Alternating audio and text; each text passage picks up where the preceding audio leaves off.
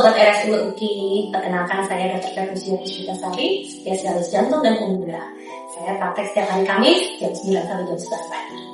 Hari ini kita akan membahas beberapa mitos umum mengenai heart rate atau detak jantung yang sering menimbulkan misinterpretasi ini penting untuk diluruskan.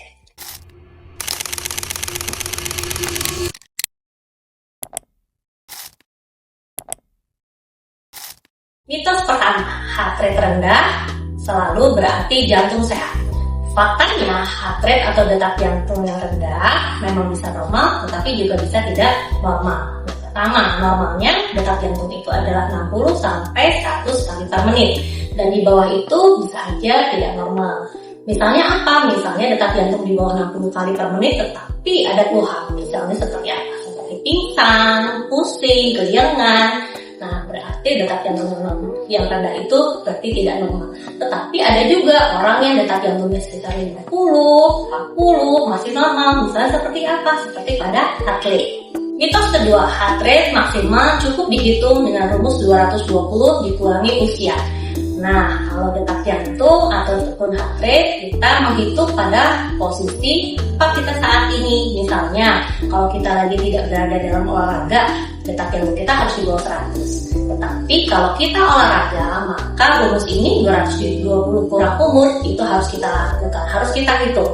Karena detak jantung 220 kurang umur inilah yang untuk menentukan berapa target heart rate maksimal yang bisa kita lakukan pada saat kita beraktivitas berat. Mitos ketiga, denyut jantung cepat selalu disebabkan oleh stres. Nah, faktanya detak jantung yang cepat ataupun heart rate yang cepat itu dipengaruhi oleh banyak faktor. Misalnya seperti demam, kemudian dehidrasi, anemia, ataupun juga disebabkan karena obat-obatan tertentu. Mitos keempat, semakin tinggi heart rate saat olahraga, semakin banyak lemak yang terbakar. Nah, ini salah ya, tidak benar. Ya, jadi ini suatu mitos yang keliru.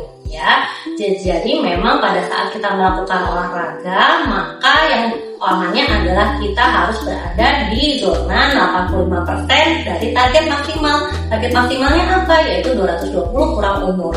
Nah, untuk terbakarnya lemak itu tergantung dari olahraga apa yang kita lakukan. Ya, misalnya kita high impact ataupun intermediate impact. Nah, olahraga itulah yang bisa membakar lemak dengan lebih banyak. Mitos kelima, detak jantung tidak teratur selalu berbahaya. Ya, memang detak jantung yang tidak teratur itu kita sebut sebagai aritmia. Aritmia adalah irama jantung yang tidak teratur yang bisa kita deteksi, bisa meraba detak jantung kita sendiri, detak nadi kita ya bisa kita raba di tangan ataupun di leher. Nah, kita akan melihat dalam 1 menit ada irama tidak teratur atau tidak. Jika irama tidak teratur itu tidak banyak, tidak muncul dengan